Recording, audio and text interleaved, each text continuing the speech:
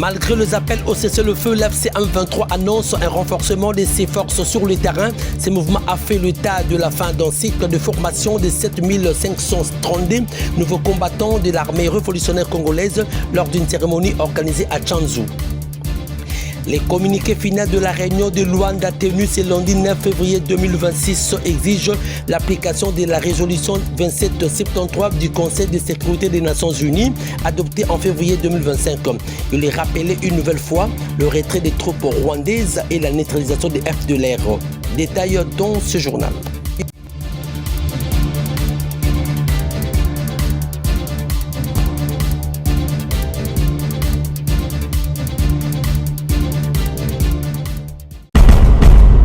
Sasa mmepasi kuanzia leo mmekuwa jeshi la RDC.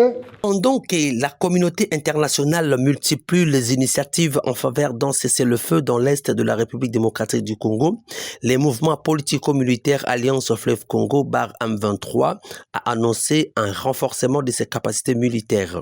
L'FC M23 a fait état de la fin d'un cycle de formation des nouveaux combattants de l'armée dite révolutionnaire congolaise lors d'une cérémonie organisée à Tchanzu ce dimanche 8 février 2026.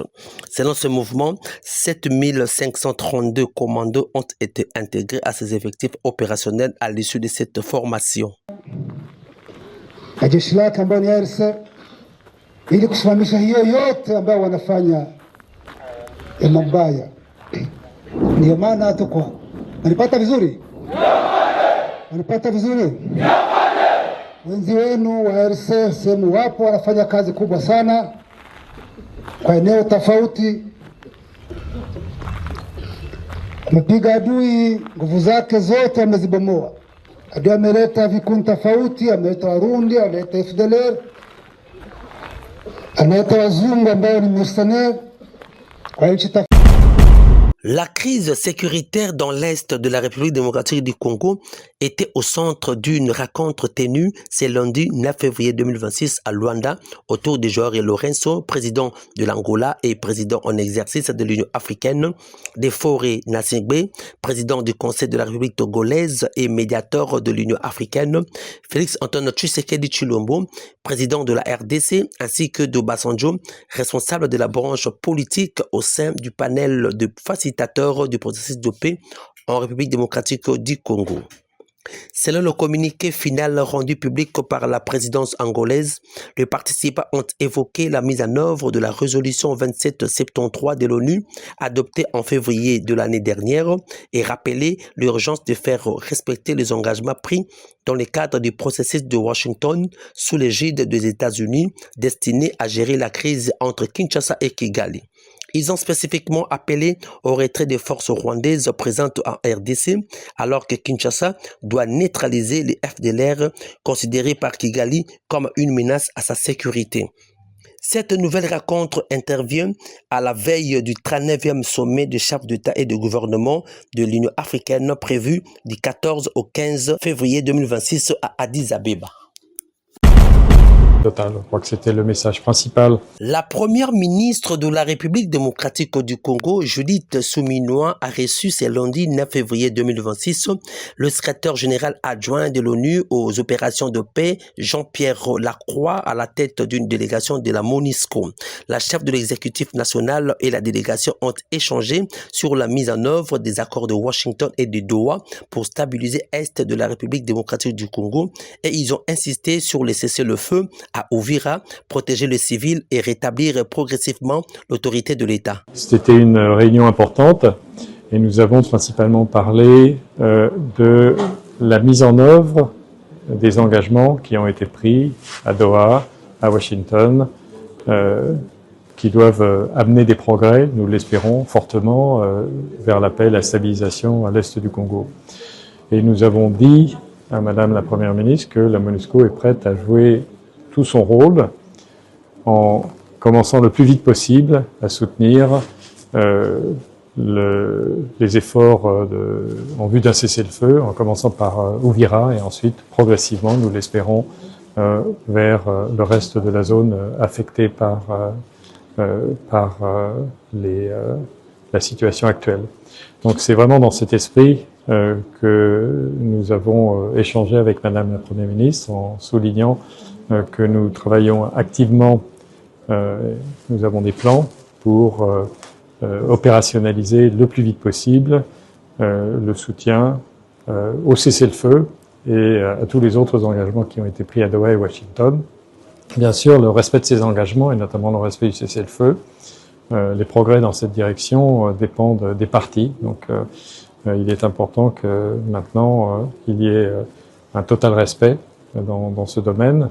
Mais nous sommes prêts, encore une fois, et nous sommes mandatés par le Conseil de sécurité pour soutenir ces efforts et notre détermination est totale. Je crois que c'était le message principal que nous avons partagé avec Madame la Première ministre. Nous avons une coopération excellente avec le gouvernement, avec la Première ministre elle-même et les membres du gouvernement. Nous sommes très reconnaissants de cette excellente coopération, en étant conscients du travail qui est devant nous pour qu'enfin il y ait des progrès dans la pacification, la stabilisation à l'est du Congo et que les populations puissent enfin respirer et revenir à une vie normale. Bien entendu, le retour de la présence de l'État sur tout l'est du Congo et en particulier dans un premier temps à Uvira, d'où le M23 s'est retiré, est absolument fondamental. Les membres du gouvernement y travaillent, ils nous ont fait part des efforts qui sont faits dans ce domaine.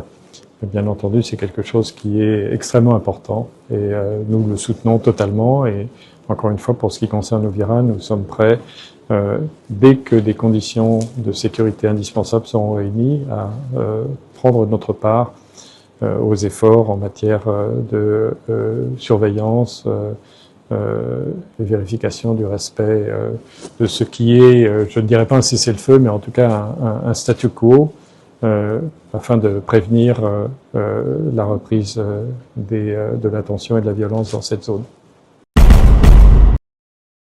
La grande salle de la cour d'appel de la Gombe à Kinshasa a servi de cadre à une rencontre d'échange avec les inspecteurs et agents de la police judiciaire organisée par le ministre d'État, ministre de la Justice et garde des Sceaux, Guillaume Nguefa, ce lundi 9 février 2026.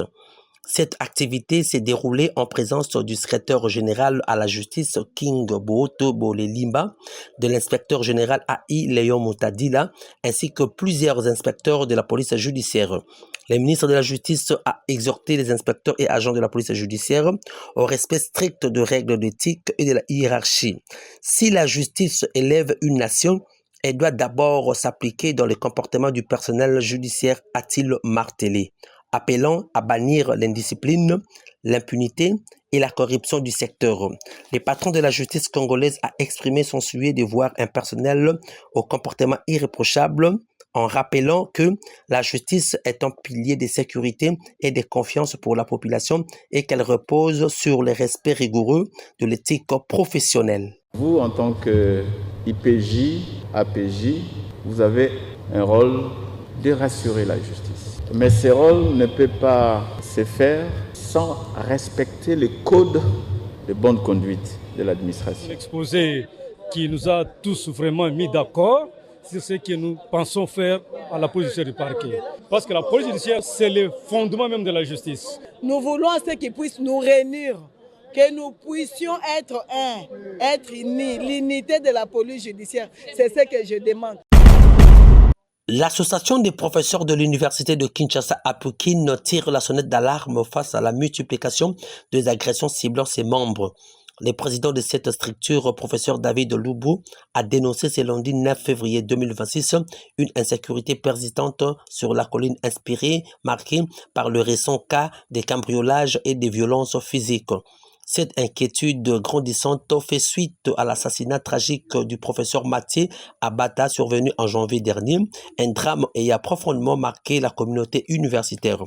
Face à la récurrence de ces actes criminels, Prof David Loubo interpelle directement le vice-premier ministre de l'Intérieur en lui demandant la mise en œuvre rapide et effective des mesures sécuritaires annoncées par le gouvernement après l'assassinat du professeur Abata.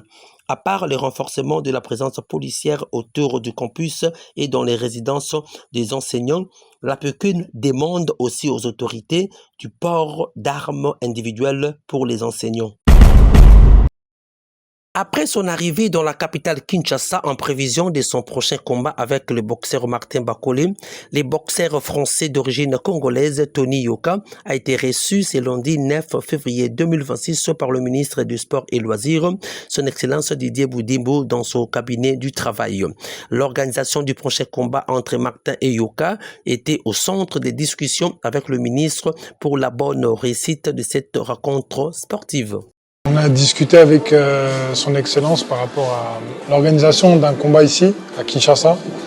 On s'est concerté il y a quelques temps maintenant et on serait dit que ce serait bien d'organiser un match retour avec Martin.